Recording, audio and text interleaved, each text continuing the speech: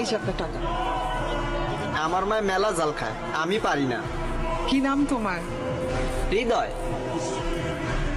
বাসায় কে কে আছে? মা আর ছোট বোন।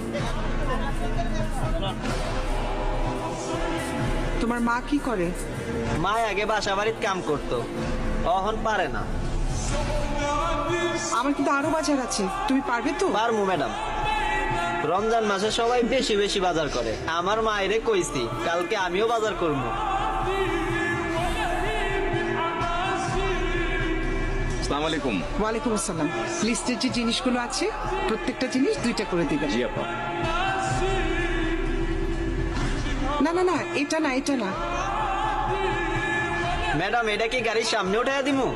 না, এটা তোমার মাকে দিবে।